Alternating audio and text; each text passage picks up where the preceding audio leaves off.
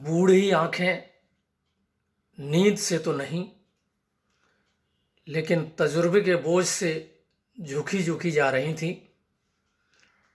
और दादा की सोच के ताने वाने बिखर गए जब पोते ने कहा, दादा कोई कहानी सुनाओ ना। तो दादा ने एक कहानी सुनाई कि एक कबीले के तमाम लोग गुलामी का तमगा पहने हुए अपने नए सरदार की खिदमत में भेंट करने के लिए कई नजराने लेकर आए और नए सरदार से मिलने की इच्छा व्यक्त की। तो उस नए सरदार ने कहा कि आपके कबीले में कोई बुद्धिमान आदमी हो, उसे मेरे पास भेजें। तो उस कबीले के लोगों ने अपने एक छोटे से बच्चे को आगे कर दिया, बोले हमारी अगुवानी यही करेगा।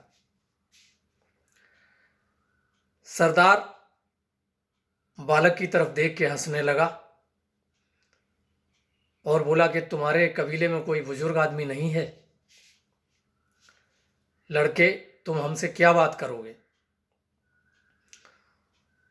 तो उस बच्चे ने आदरपूर्वक जवाब दिया कि हुजूर, ध्यान देना मेरी बात पे। वो बच्चा कहता है कि हुजूर, बुद्धिमानी अगर उम्र पे निर्भर करती तो आपके कबीले में आपसे ज़्यादा उम्र के लोग मौजूद हैं, तो सरदारी उन्हें क्यों नहीं मिल गई, आपको ही क्यों मिली?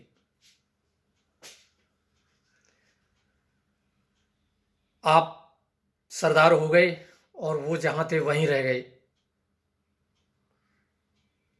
और एक शेर है कि हौसला तो देखो इन बुजुर्गों का, खुद जिए अपनी तरह और बच्चों से कहते हैं कि जियो मेरी तरह। शेख सादी ने भी फारसी में एक लिखा है कि बुजुर्गी वाक्ल नाबासाल, यानी इसकी हिंदी में आपको बता देता हूँ कि बुजुर्गी उम्र पर निर्भर नहीं करती है, बुजुर्गी अक्ल पर निर्भर करती है। कई बार छोटे से बच्चे ऐसी बात करते हैं जो दिल को छू जाती है, और कई बार एक 90 साल का आदमी जिसे बात करने की तमीज़ नहीं होती है।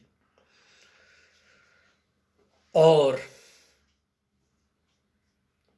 इसके बाद में बच्चा बहुत खुश हुआ, क्योंकि उस सरदार ने कहा कि मैं तुम्हारी बातों से खुश होकर तुम्हारे कबीले को आज़ाद करता हूँ और तुम्हें अपना सलाहकार नियुक्त करता हूँ। तो बचपन पे एक शेर मैं आपको सुनाता हूँ कि बचपन में ही मुझे गम ने शिकस्तापा किया, परास्त करना। बचपन में ही मुझे गम ने शिकस्तापा किया, तय होंगी कैसे मंजिलें यारब शबाब की, और गर्दिश रही नसीब में यारब तमाम उम्र, सागर बना के क्यों मेरी मिट्टी खराब की। सागर निजामी का ये शेर है, सागर बना के क्यों मेरी मिट्टी खराब की। धन्यवाद।